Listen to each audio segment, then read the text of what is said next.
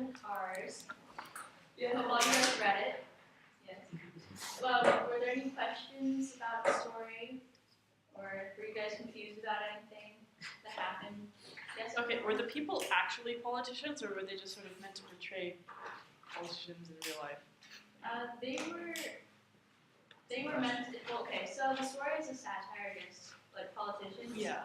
And so, like, I tried looking up the names of the people and seeing if they were actually politicians, but they weren't. The names had no significance. But they were portrayed as politicians. Yeah. Not on time. Okay, anyone else have questions? So, Samuel Longhorn Clemens, who was Mark Twain, was born November 30th, 1835, died April 21st, 1910. We're just doing a brief background. You guys already probably know the stuff, but. So he was the sixth of 7 children.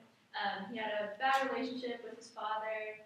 You know, he grew up in Hannibal, Missouri, which was the setting for Tom Sawyer and Huckleberry Finn. And he had an apprenticeship with the printer, and after that he worked as a typesetter and contributed articles to the newspaper of his older brother, Orion Clemens. He later became a remote pilot on Mississippi before heading west into the borders in Nevada. He wrote the celebrated Jumping Frog, Calaveras County. He was the greatest humorist, American humorist of his age, apparently. Twain's career began at the end of the Civil War. Maybe so the story was significant because it was a reminder to the government about the important decisions that will affect the future. And he had financial troubles towards the end of his life and was in a state of depression until death. So, Cannibalism in the Cars was published in November 1868 in the Broadway Annual Literary Magazine. And as you read, it was actually a satire against the U.S. political system. So, he was not enjoying the political system at the time. And so he was like, hey, government, you get your act together here. Yes.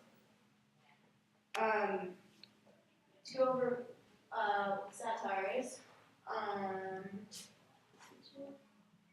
It's the use of irony, humor, exaggeration, or ridicule to expose and criticize stupidity or vices. Usually used in context of contemporary politics. So satire in this novel or short story, it indirectly satirizes the political system of the United States, which we already went over, and it characterizes the senators on the train to be disconnected, like self-absorbed and savage, with the whole like cannibalism thing, how they're like eating people without having a problem, saying, oh, they were quite juicy, and weird, really weird things like that. And like also saying how the crazy stranger like wrote a letter to one of the senator's wives saying that, oh, he was a nice man, but he was quite tasty. Those kind of things like are satirizing against the political system, saying like, well, these people have like no souls, like why are they doing this? And so that brings up the question, like, why do we trust these types of people to make decisions for us? Like, why do we trust these senators and politicians to have so much power if they can just go and like convolute all these like messages to people and like people just like blindly follow? And most often they do just obtain all this power all of a sudden, and then they usually abuse it. And it's just true. So discussion questions. How do we want to split up these groups here? How about you four be a group? And Eloise, Kia, and Kevin, and then Grace, Hannah, Eleanor, you guys can be a group. Okay, so you guys get 1. Grace, McKenna, Eleanor, you guys get number 2. Nick, Anthony, Tiana, you guys get 3. Joseph, Theo, and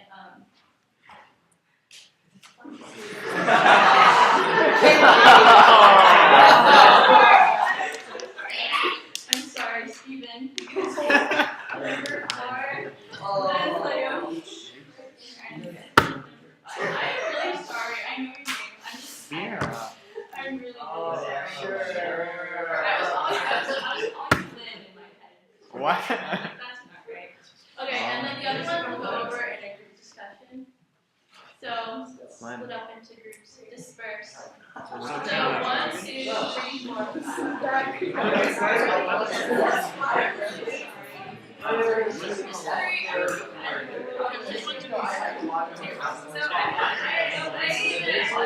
these guys sound like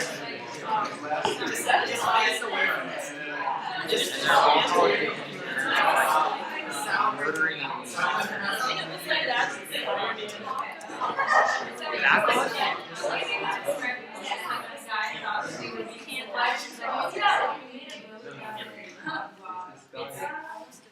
They're being so civilized for something so unsafe. They're taking Alright, so wait. are we just not sure anything most dignified and so it would all No,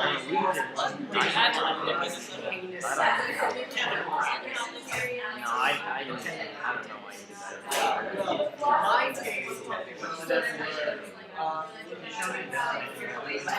my favorite part was how they were like that That's not right. I didn't know that. A metaphor. You actually not know what a metaphor is? Mr. Murray? It's amazing how extremely Her husband was tasty. her husband was a good man. He's a good Yeah. quite strong. There's a lot of questions.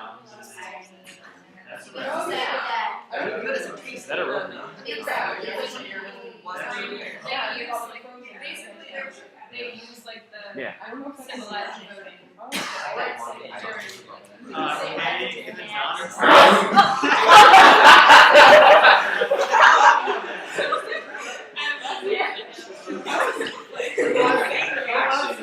Wait, who was that? Speaking of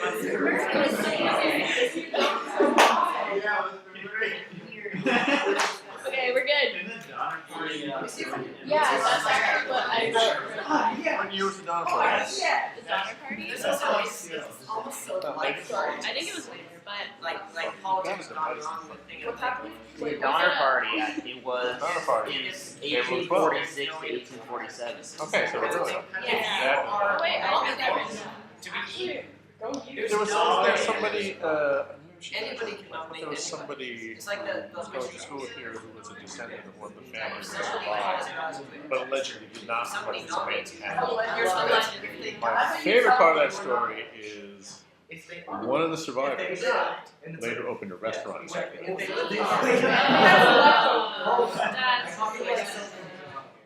Okay, Hey, so they yeah. specialize in finger food.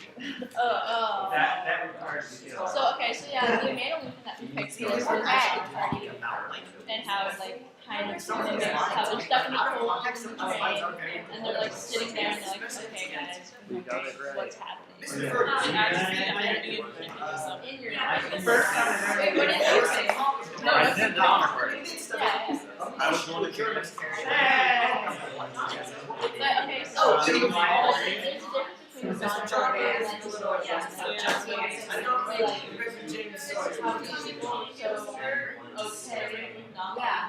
Yeah. It's just the nomination now the lack of Wait, what happened to the Donner Party? How did they decide who wins? They voted. the people who decide that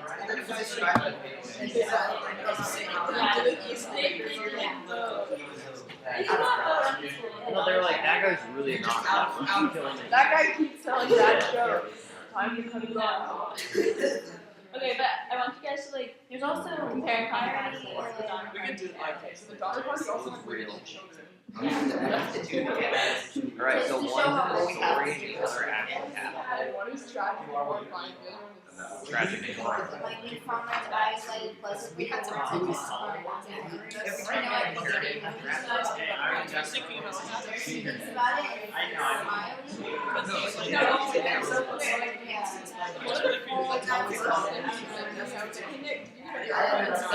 and No, I just opened my heart. That's that. Yeah. No, you said no, I just folded it. You were very, you weren't actually fearless. Okay. One was real. I wasn't paying The other wasn't. One had way more. The other one actually happened. One had coding, and they were like, "Show us." In JS. We're very formal and civilized. When we start off the year, we start with losing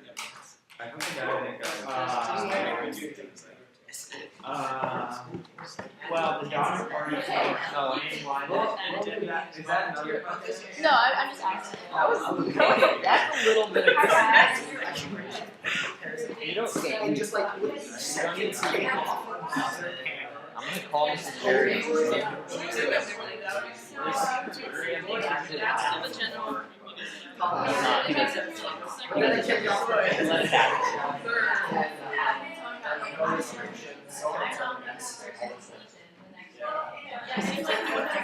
good arguments for both sides.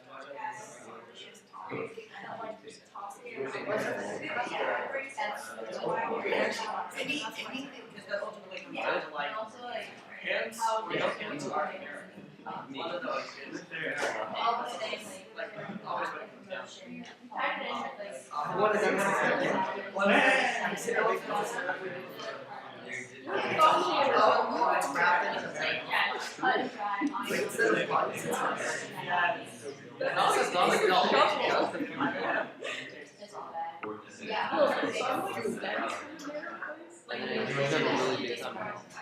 You have an alarmingly large.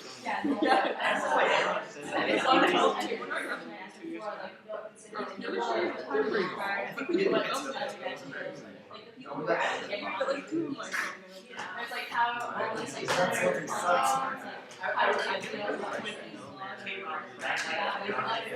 until the topic of the debate. Yeah,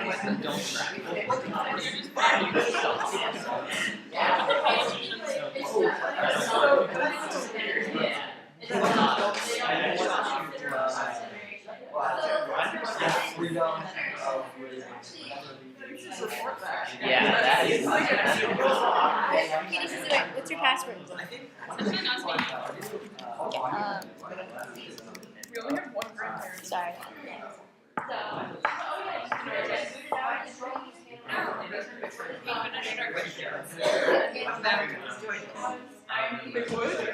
Oh.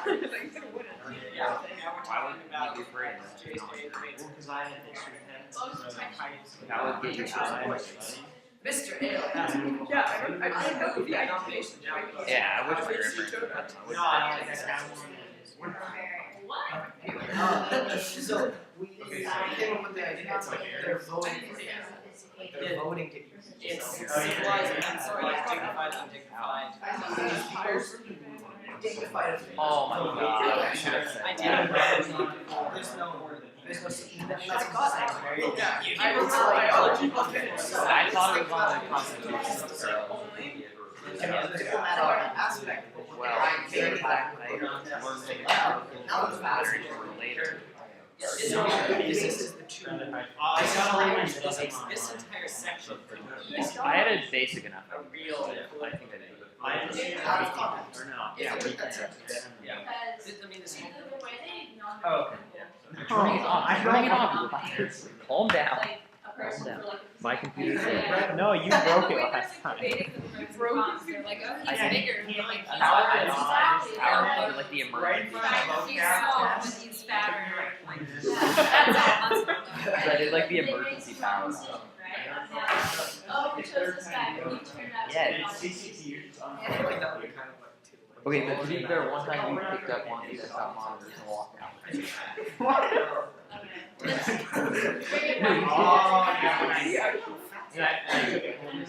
No, because you picked. I kept turning on your computer massing, unplugged mine and picked it up. Oh yeah. And like took it out. No, he was walking towards the door. No, that was a sideways fist. That was a fist bump, but that actually. Yeah. Yeah. It was. I think that was the most angry she was at. Okay, so.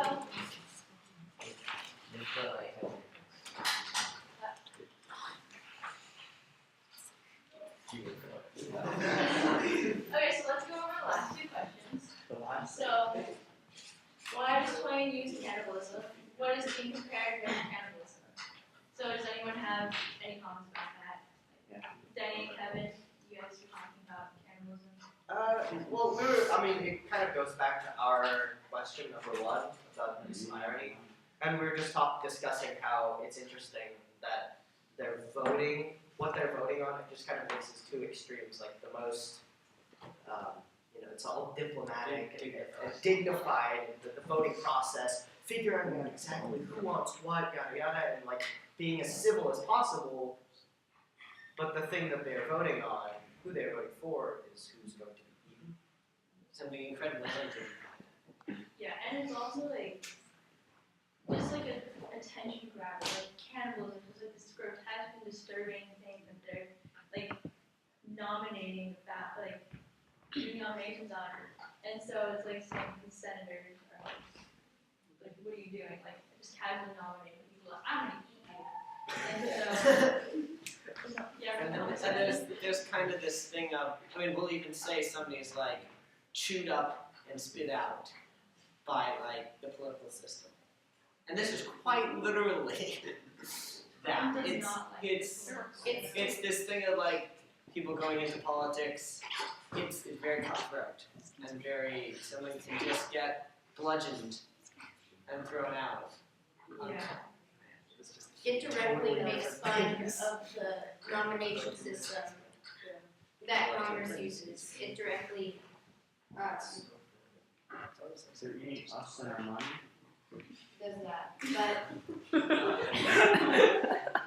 Nick, you have any comments about cannibalism? Why they use this? Because they're eating us and our money. They're eating us and our money. Well, I mean, Tom Twain does not like the political system. No, really. Okay. And so. Sorry, it's got me Okay, so at the very end, like question 7, why does Twain use a framework story? You guys. I mean, because otherwise it would just be a story about like a bunch of cannibals. You need the outside to show that the guy was crazy and like what actually happened. Yeah. Well, it provides like extra, like one more depth, a little more depth to the story, and also kind of questions like, well, did it happen? Did it not happen? Like you don't find out until the very end of the story, or which is long. You're reading and it's like freaking you out. Oh gosh, he's eating people. Yeah. Oh wait, no. Narrator. Yeah. Freaked out. It's like, oh my god, this guy's eating people. And then they conduct an inquiry, and it's like, oh, he's crazy. And so, like, that also is like, how like the senators can like persuade and like convolute all this like whatever they want basically. And so like this framework story is like this like veil of a story inside of a story. So like these senators can make up a story that these people will just kind of blindly follow. Does anyone else have questions or comments about that? Okay.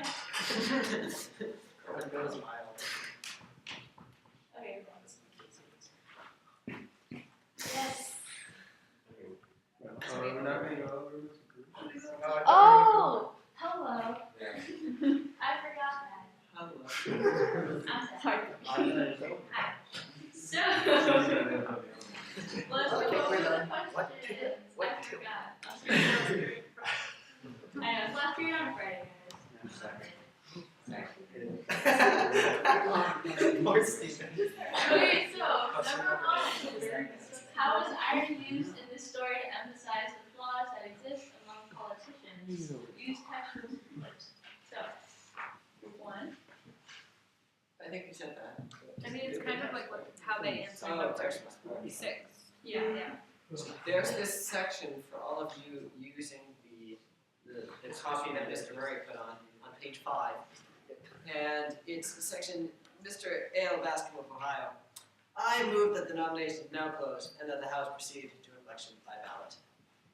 Now, that, out of context, seems straight out of the political debate. But it's not.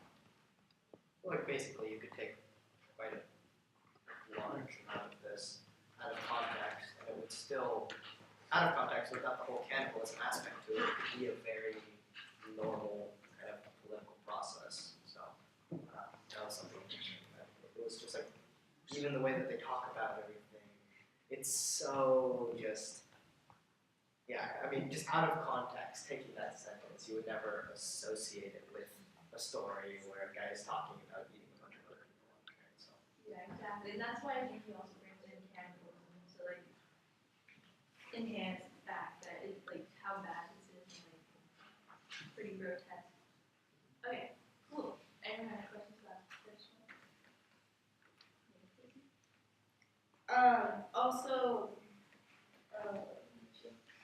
Why does Twain write with such a casual tone when describing the disturbing color of cannibalism? How does this add to the irony?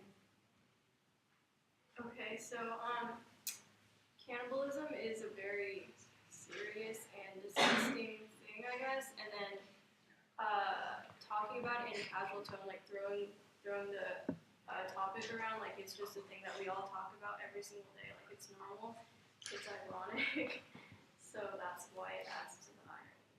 Also makes it really disturbing. It's like a little more interesting to read than just a boring like political story. It's like way too People are getting eaten. yeah, it's like way too nonchalant. Like it's just creepy. It's psychologically. It was talking about like I was reading a source and talking about like reversal and how like these people are so nonchalant about like, oh, I nominated this guy to be eaten, and you're like, oh, he's too skinny, we don't want to eat him first. So it's just like that idea. Okay. Yes, yes. Especially even sort of the way they approach it after like a week, it has come to everyone's mind, and everyone knows exactly what they're going to do. They don't even have to say it, which adds to the plot because Twain doesn't have to actually come out and say cannibalism, because all of his characters have come to the realization we're gonna have to eat each other. And it's just kind of this casual thing, like, well, of course, that's the immediate reaction that you're stuck in a train and you're gonna eat each other. Doesn't everybody do that? No. Yeah. Really elaborate. It just happens. He does a good job on like, writing that and saying like the character just stands up and like everyone knew what was about to happen. So okay, so number 3, any illusions that come to mind when reading this story? Explain why. Makes me think about the Donner part because, of course, both cases are, well, they hate people in both of them, and so that makes the Donner part very significant. And kind of almost a reference to that kind of garbage, I guess.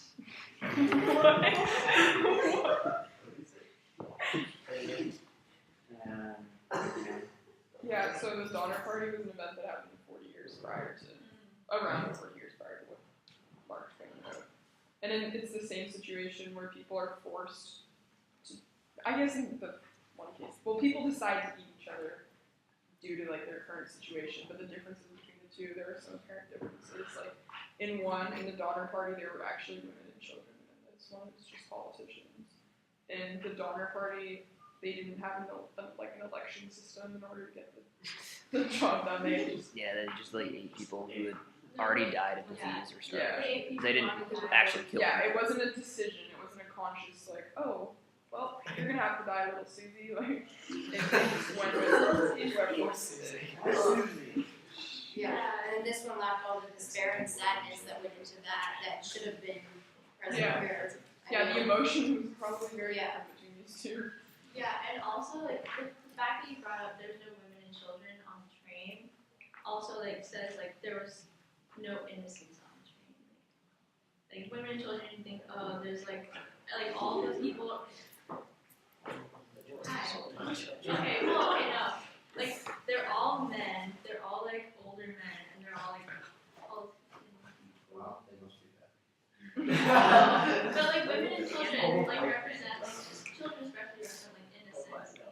And like cannibalism isn't exactly and so like all these people are on the same level, like they're equals in this train. And so the nomination process is further complicated by like nominating like, oh well this guy, I don't know, he's chubbier, I'll eat him first. They're like, oh no, but that guy's actually smart, he's gonna have to use his brains. But it didn't actually Poor choice of words. Oh. Intelligence, maybe. Next question. We can use this phrase. You are what you eat.